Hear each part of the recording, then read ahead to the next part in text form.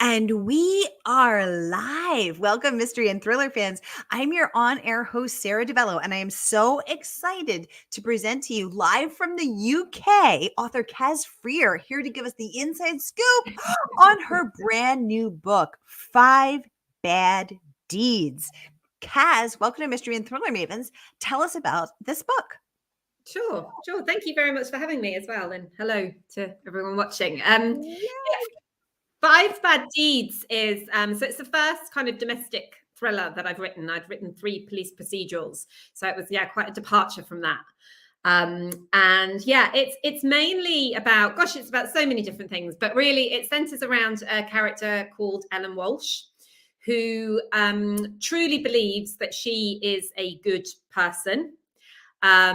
She knows she's not a saint, but she's kind of one of these people that will always do a favor for other people. She's first to volunteer for things. She's on the surface, a fairly decent person.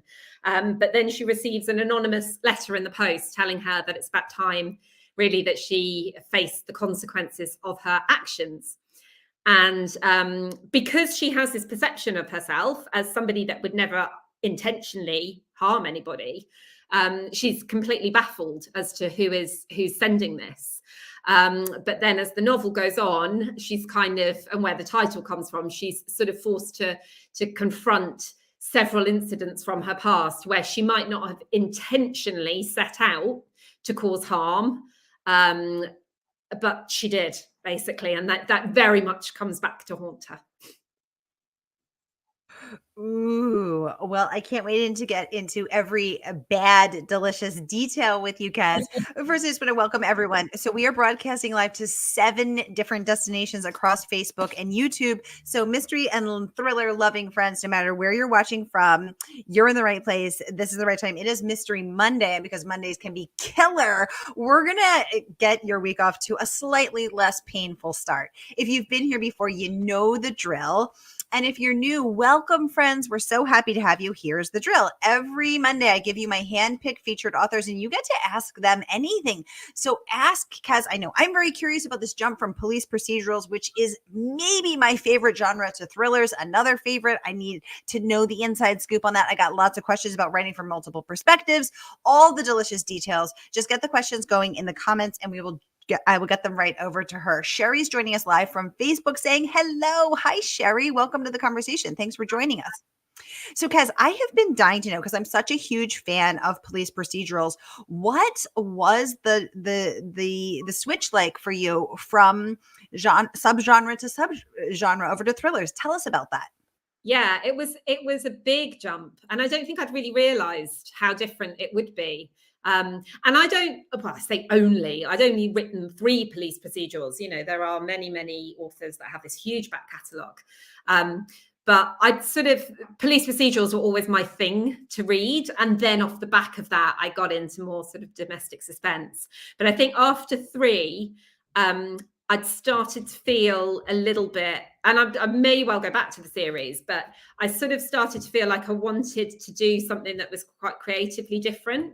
Because I think with police procedurals, even though, your job as a writer is always to try and subvert the genre and to have a fresh voice, there are certain things that will happen in a police procedural. So, the structure in some ways can write itself to a degree.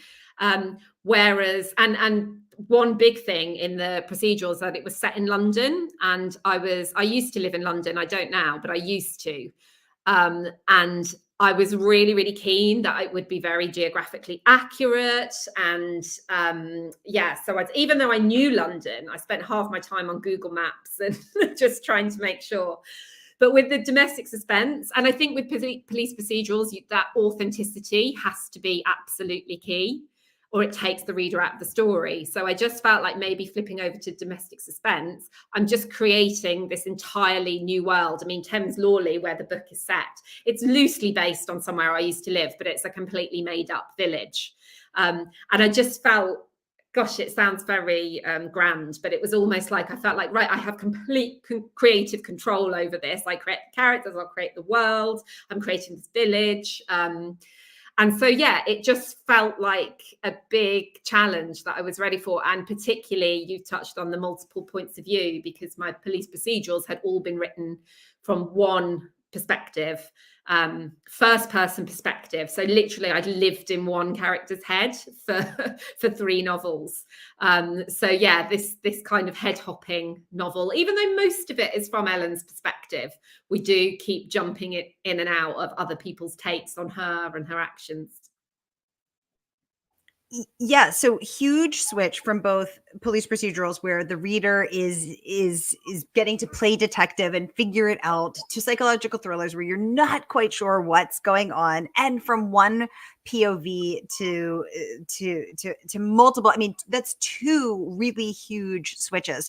I know when I didn't realize how my book is 4 perspectives, and I did not realize what I was getting myself into until it was too late to get back out. And then I was like, oh dear God, what have I done? I've bitten off far more than I can chew. And it was really hard for me I wanted to ensure that each perspective felt really different, and also that the narrative arc was moving for each of them, but then also keeping the pacing going as a whole. I ended up covering my walls of my apartment, of my flat, in giant Post-it notes, very beautiful mind in here, because I couldn't keep it all straight. How did you do it? Yeah, I mean, probably similar. I'm not very sophisticated in lots of authors use Scrivener and things like that. I just literally use Excel, and I plotted it to the nth degree before I even started writing. So even while I was plotting, I would sort of write bits of prose, but it was all about, for me, I spent months and months and months getting the structure right, because I think there's so much going on in this book, trying to sort of work out who knows what at each given point. Yes, was really, really challenging. And you forget those things before, and then you think, oh no, I can't say that because he doesn't know that yet, and then that means I have to go back and change this. And yeah it's all coming screaming back to me right now. I think I managed to put that pain behind me.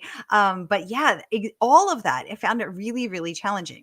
Oh my gosh. Well, I'm so excited to jump into, I don't want to hog the mic because I know we have lots of questions. So let's jump right into it. But I just had to know that. Renee joining the conversation from Facebook from Southeast Florida. Hi, Renee. Welcome to the conversation. Catherine joining from Facebook also. She says she loved the Kat Kinsella books. Will she return in the future, Caz?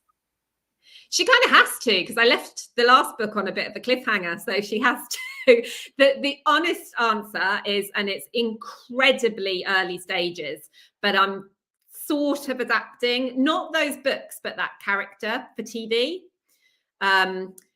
So they're not, and like I say, it's very, very, very, very, very early stages, and it's in that, it may come to nothing, but that's what I'm working on quite a bit at the moment.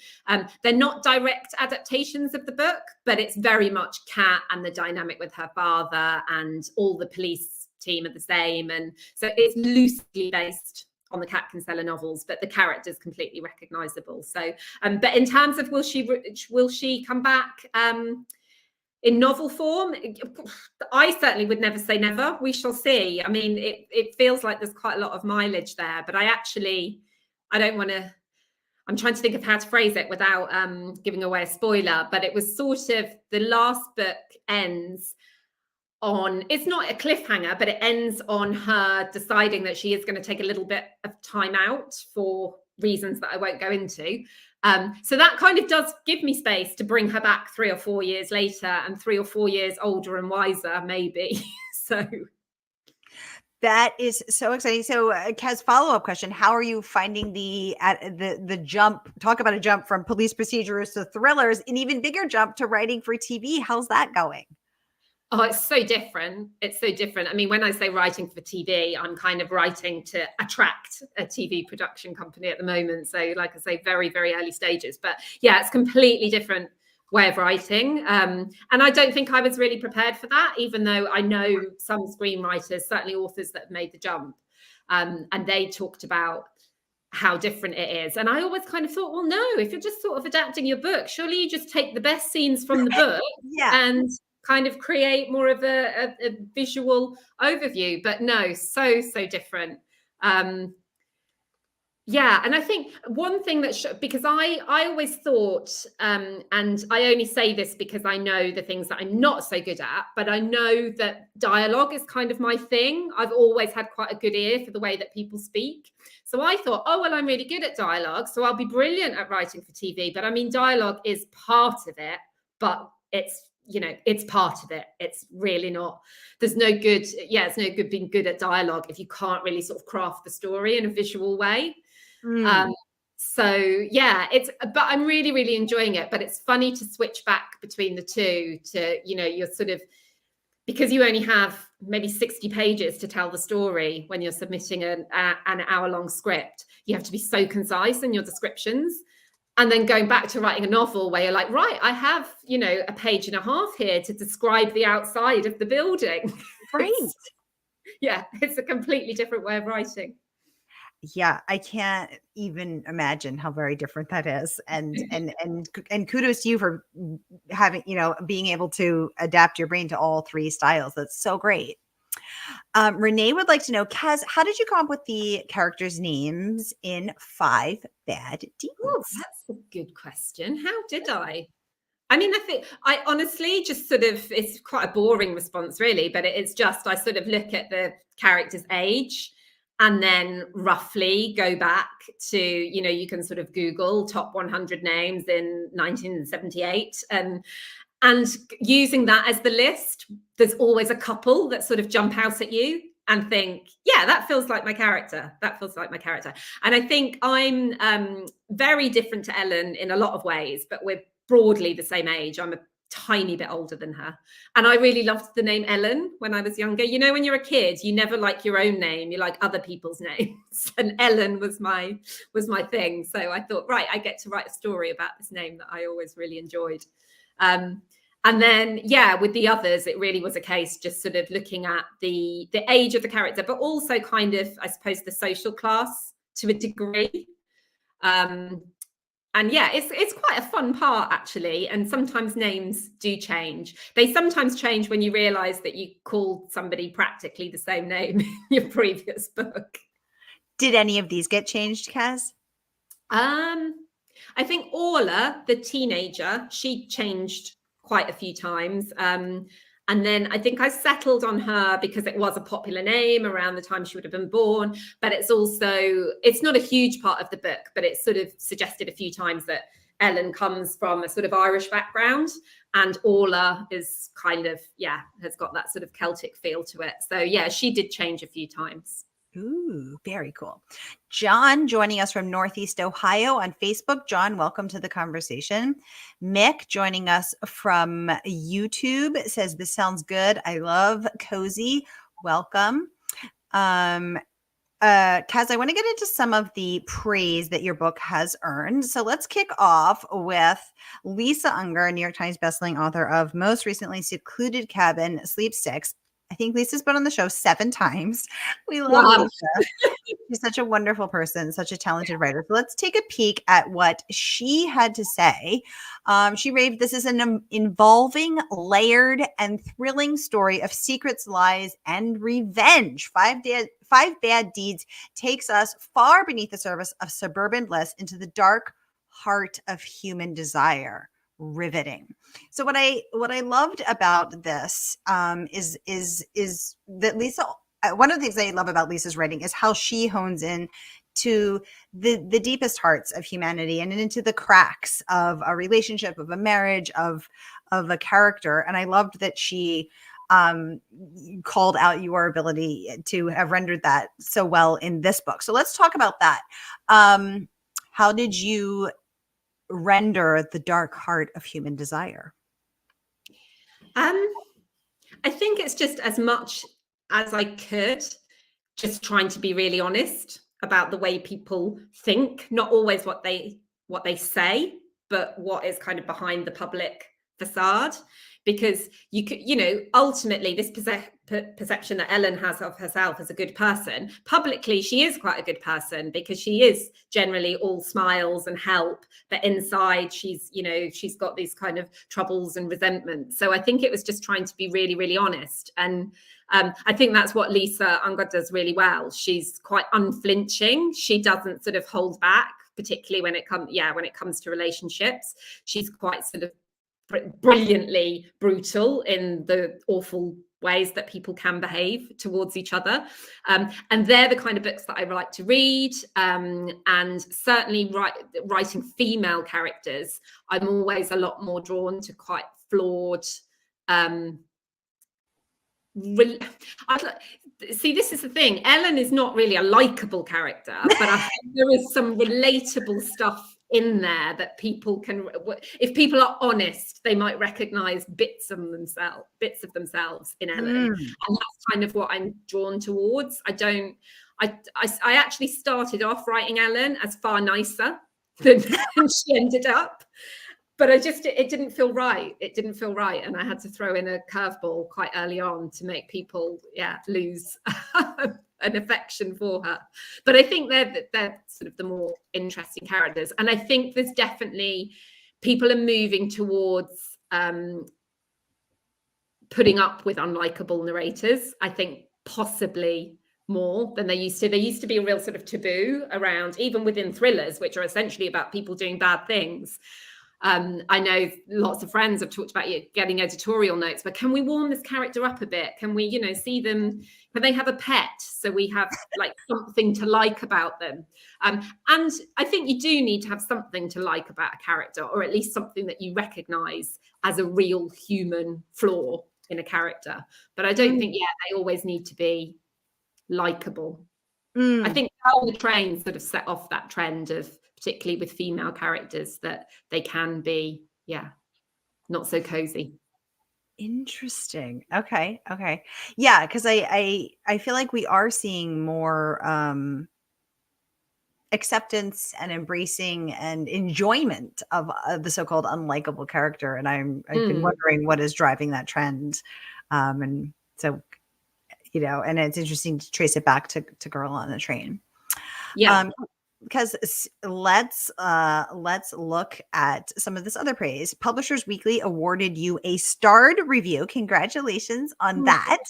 Let's take a peek what they had to say. I'm going to pop it up so we can all read it together. They deem this a devastating suspense novel. This is a must-read for fans of Tana French, the queen of police procedurals. Ironically, yourself transitioning over, and Gillian Flynn. Were you surprised to see your work likened to Tana? You just switched over. Yeah, hugely. Things like that I don't think you ever get used to, and particularly Tana French. When I started writing my procedurals, was kind of Reading in the Woods was the book that really made me think I'm never going to get there, but it made me want to try. She's one of those authors that, on the day of release, I'll be there at the bookshop sort of scratching to get in at 9 a.m. I just read everything she writes, everything. She's phenomenal. And Gillian Flynn, I mean, what more can you say? So yeah, it was, but Gillian Flynn is probably the queen of unlikable female characters. Really. She certainly doesn't shy away from, sort of telling the truth about, you say, the darker side. The darkest. Everyone, the book is out now. Oh, I want to talk about this Kirkus in just a minute. The book is out now, and you can order from our favorite woman-owned independent bookstore. That is, of course, Murder by the Book. So whether you're watching on Facebook or YouTube, here is that link. Click and order the book that Publishers Weekly deems a devastating suspense novel and that Lisa Unger deems riveting. Here is that link. Let's talk about this Kirkus review now. I'm going to pull it up so we can all take a peek. They deem the book well plotted and deliciously edgy, a psychological triumph. So first of all, Caz, do you plot? Are you a plotter? Yes, I am. Okay.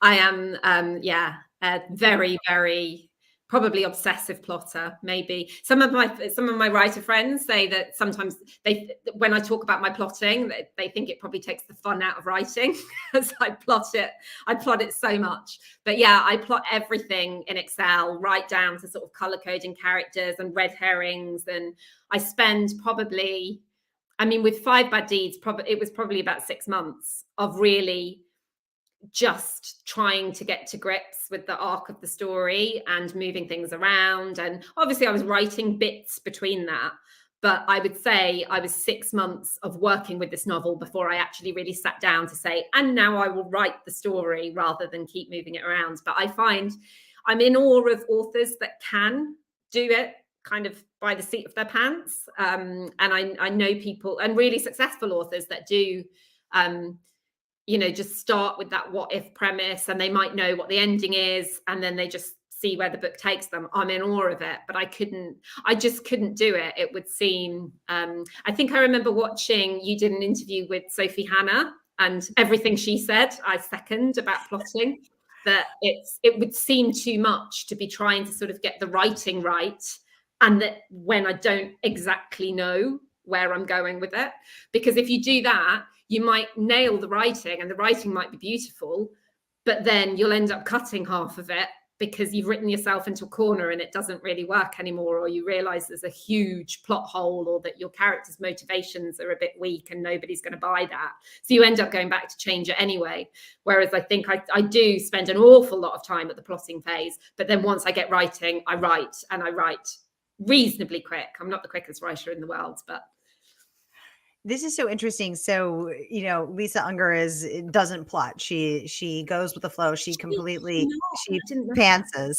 But it's wow. interesting because the only other person who I've interviewed, first of all, I love Sophie Hannah, and she, of course, also a teacher at the Oxford program for crime writing, and a founding member of that, and a professor there. And her dedication to craft and the depth of her thought about craft is so thoughtful and is so deeply thought about. And I really appreciate that level and depth about the craft and the execution of writing. She's a master. I mean, just absolutely amazing.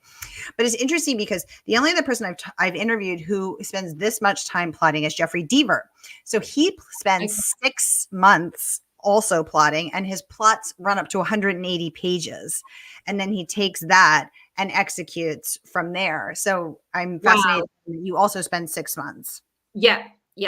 But I think what it does do is it tends to mean that actually when I'm sending my final draft, obviously it won't be the final draft, but the draft that is as good as I can get it, when I'm sending that to my editor, obviously I know I'm going to get lots of editorial notes back, but I know that basically it hangs together okay.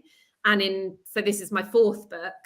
I've never really had a sort of a really, really in-depth structural edit to do. Most of my notes that come back are about character motivations and pacing, all those kind of things. I've never really had right, this is great, but we need to take it all apart and put it back together again because structurally it doesn't work, because I do so much of that at the beginning.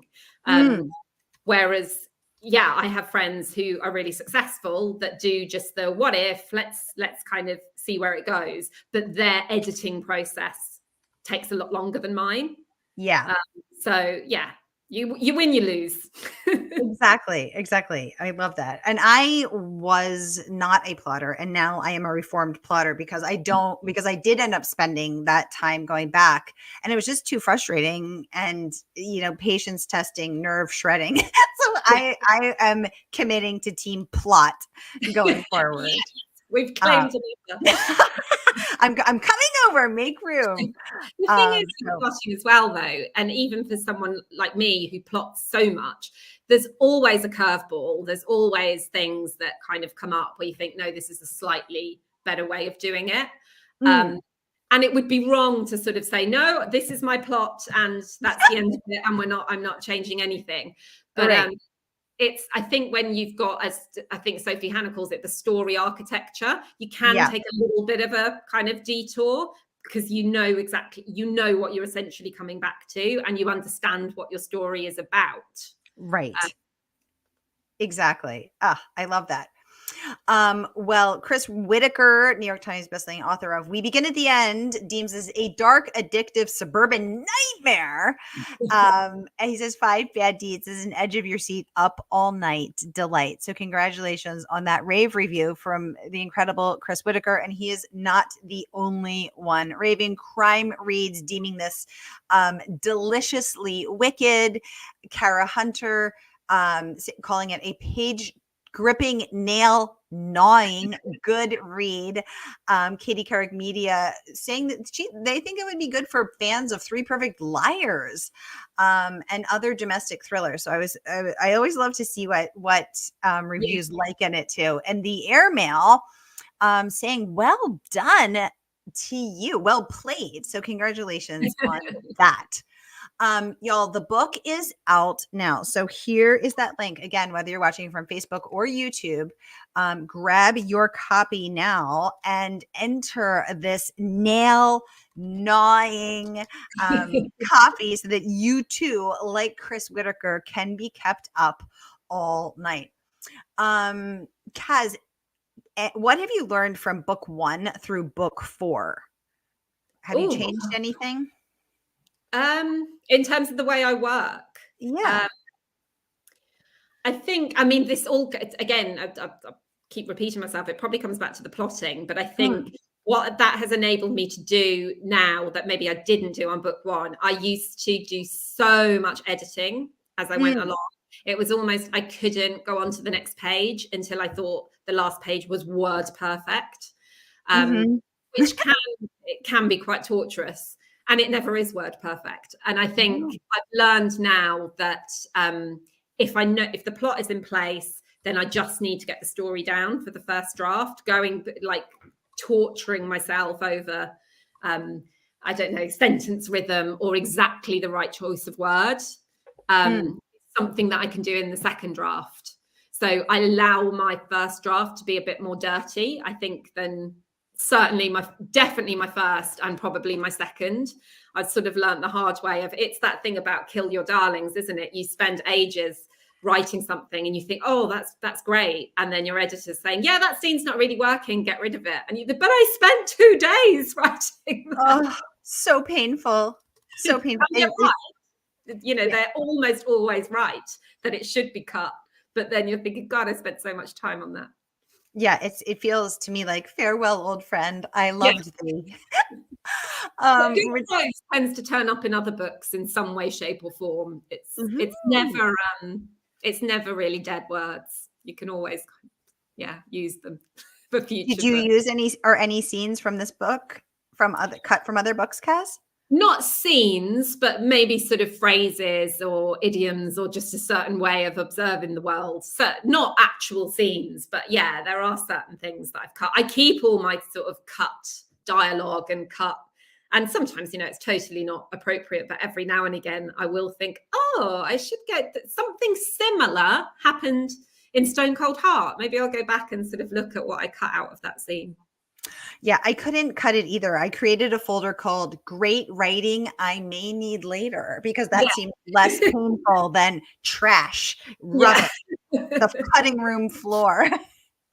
Oh my goodness. Renee saying, thank you so much, Sarah and Caz. I will be reading 5 Bad Deeds later this week. Well, we look forward to what you will think, Renee. So everyone, if you're not a member of Mystery and Thriller Mavens, our Facebook group for all lovers of the genre, please, free and open to all, where we spill all the good tea, as the cool kids say. Be sure to come over to Mystery and Thriller Mavens and let us know what you think about the book. Let us know what you think about this book that kept Chris Whitaker up all night. Did you bite your nails? Are they down to the nubs? We need to know all of the things. So here is that link.